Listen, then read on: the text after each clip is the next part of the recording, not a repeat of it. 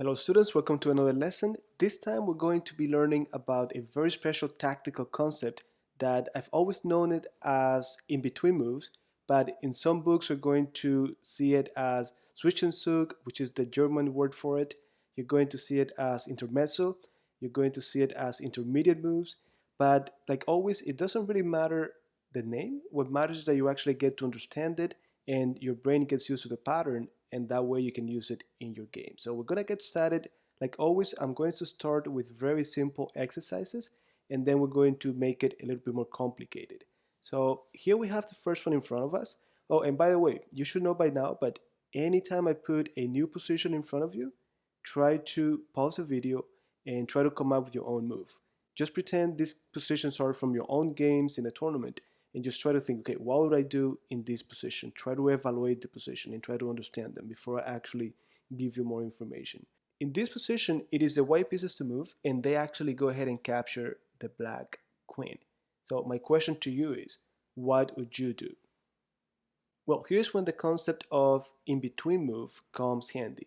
Most people are going to be inclined to quickly go ahead and capture the queen. So maybe with this knight or with the other knight, but that's what most people are going to be trying to do.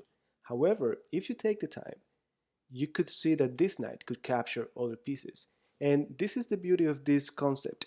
An in-between move is going to be a move that you do instead of the expected move. So you're expected to do something, but you're going to be doing like magic here. You're just going to come up with a move that nobody expected, and that's going to allow you to win material. So typically this move that you interpose is going to be a move that attacks something, a move that creates a check. So here this knight could capture this bishop and capture the rook. If I captured the bishop, not a big deal. This queen is going to go away, the queen escapes. That's not what we want. But if we capture the rook, notice that that's going to be check. So this is exactly what an in-between move is.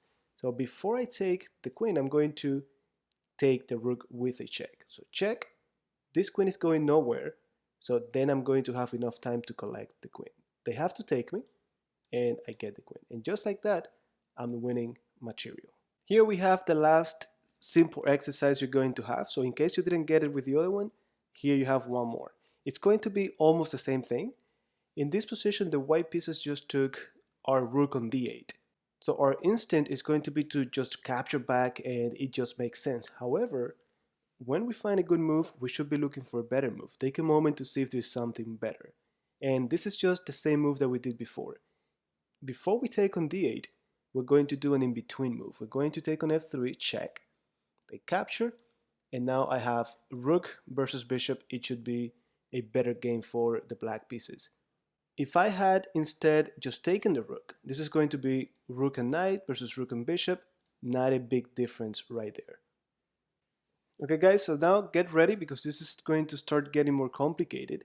In this position, it is the white pieces to move again, and they realize that they have a very nice pin on this pawn. So the pawn is pinned on the queen, meaning that if the queen captured this rook, then when I captured, they could get the queen right back. So this is going to allow them to win material. They exploit in the pin, they get the rook, and if I take, they get my queen. So that's exactly what they did in this game. They took advantage of it, but they did not expect the in-between move that the black pieces had. So now it's a good opportunity for you to pause the video and see if you can come up with the best move for blacks. The move here is to do queen to g4. So I'm attacking this pawn to do checkmate with the help of the knight. And when I do that, they have to take care of it, and that's perfect for me to get the queen. So if they did something like pawn to g3, well, perfect. I get the queen, and my own queen is not in trouble anymore. Next position, the black pieces know their queen is being attacked, but instead of moving it, they came up with this idea. They brought their own rook, and they're thinking, okay, if my queen gets captured, I'm going to take their queen. However, now I'm the white pieces, it's my turn, and I know that I have a queen guaranteed here. So instead of losing my queen for free, I might as well get something for it. So if I'm going down, something is going down with me. The question is, what could the queen capture? So if you came up with a move like queen takes rook, at least you're getting a rook for it. It looks like a good idea, but it doesn't work right now because this queen could take you and get away from the attack. Another move that makes sense is queen takes pawn, and even though it's just a little pawn, it makes sense. I'm giving my queen up for a pawn, but I'm going to get the queen right back. At least I get something for it. However, there is a better move that you could do. So what else could the queen capture? Well, the move is queen takes knight. So I'm getting this knight. If they move the queen out of trouble, I move my queen. I got a free knight right there. If they get my queen, well, I get their queen right back. And just like that, I have an extra piece. In this new position, it is the white pieces to move, and now you could pause the video if you want, see what you could do with the white pieces. The first thing that should come to mind when you look at this position is that we have a hanging knight on a5. So I'm thinking, what if I could get that knight? The problem is that my bishop is pinned. So that's a problem you have. How can you solve it? Well, I'm thinking, what if I could get my queen out of here and then get the knight? If I just move the queen, let's say here, well, that's too slow. They could capture the bishop, they could move the knight. So I have to do it with a tempo, and that's going to be my in-between move. I'm going to go queen f1 check. That's the in-between move, and only then I could get the knight. So queen f1, if they move the king, I collect the knight. If they block it, I need to be careful now. I could just take on f7, and when they take, then I get the knight for free. So even queen f7 is an in-between move. Before I do what I'm expected to do, I'm going to take care of this first. And even though this is a little bit out of today's topic, I think if we take here, we get in trouble because they could do bishop d4 check, making us go away, and they get the queen for free. So this is why moves like queen f7, they seem obvious, but we have to really think before we do what we're expected to do. Now guys, if you have been getting them all on your own so far, I challenge you to try to solve this one from this position. It's a white pieces to move. Let's see if you can come up with the best continuation. So pause the video if you want, because I'm going to go over it right now. So here, we're not going to start with an in-between move. It actually starts with a fork. So the first move is knight to d5. Why is this move so powerful? Well, I'm attacking the queen and I'm attacking the hanging bishop. And the problem is this queen cannot move anywhere to protect the bishop. If I go knight d5, queen c7 gets captured. If they go queen b7, they get captured. What they could do is take in my queen and then move the bishop. But the problem is that I have an in-between move. I'm expected to take right back and then they move, but I could do in-between move, check, and then I collect on b3. And this is why you guys should be always trying to take your time. When you have a good move, just take your time. You don't have to capture a queen right away. You don't have to do the move right away unless you're running out of time. Just reconsider, look for other moves, and only then you could go ahead and continue with your plan. All right, another tricky one. So we have white pieces to move, and the first thing that came to my mind when I looked at this position is the fact that I'm attacking this rook and the rook is being protected. But what if I could get rid of the defender? What if I could deflect it? What if I could eliminate it? So after I think about this, I'm thinking, I could just take the knight. If they take me, I get their hanging rook. So I got rook and knight for the price of a rook. But the problem is, and I'm going to try not to move the pieces, guys, try to follow in your head, try to visualize the pieces moving. I'm thinking rook takes, but what if he takes my rook first? Now, if I take right back, he's gonna get my rook. So at the end of the day, I traded two rooks for the rook and the knight. So one more time, I take on d6. If they just take, great, because I get the rook. But what to do if, when I take the knight, they get my rook? Well, I could do an in-between move to save my rook. Before I take on c3, I could go rook d8, check. Now my rook is out of trouble, and I could collect on c3. So I take. If they take me, perfect. I got the rook, I have bishop and rook versus rook. If instead they take me, that's in itself an in-between move. I could go check, he cannot take me anymore, and the rook cannot leave because I'm checking the king. So they move, and now I collect the rook. So as you can see, guys, this is getting now more complicated. The next one is going to be a little bit trickier. So let's see how you find it. Again, here, the only information you need if you want to try to do it on your own is that it's white to move. What would you do? If you did pause a video and you found it, congrats, this is a pretty tough one. Here, the first thing that comes to my mind when I look at this position is that my knight is in trouble, of course, but more than that, is the fact that my queen is on the same diagonal as my opponent's queen, and this queen is hanging. So there's a lot of tension here. There's a hanging queen. So this could be perfect for me to do a discovered attack.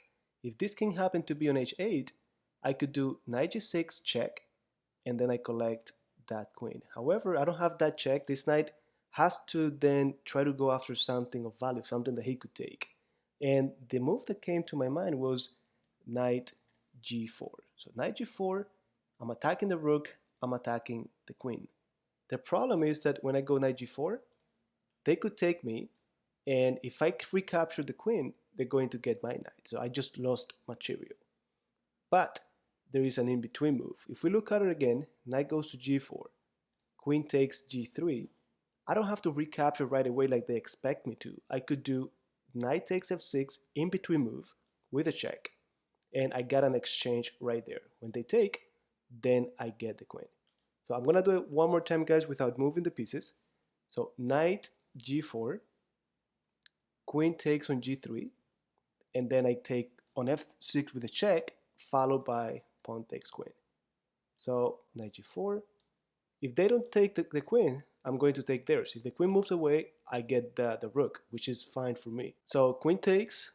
Now in between move, check, and then I get the queen. So now I have two rooks versus bishop and rook. This exercise is not over yet because I wanted to ask you this.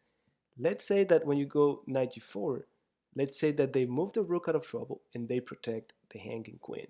So what do? There's no hanging queen for you anymore. There's no rook. So what would you do? And feel free to pause the video one more time. This is a tricky question, but here the move is actually knight f6. It's a very clever move because this pawn is pinned, so they cannot take you. The rook cannot take you because you get the queen, and then they have to just move. It's a fork. So when they move the king, you could get the rook. Alright, so here we have the last exercise, and then I'm going to show you how you could continue to practice on your own. But for this one, it's the white pieces to move. We have a very nice continuation to win material.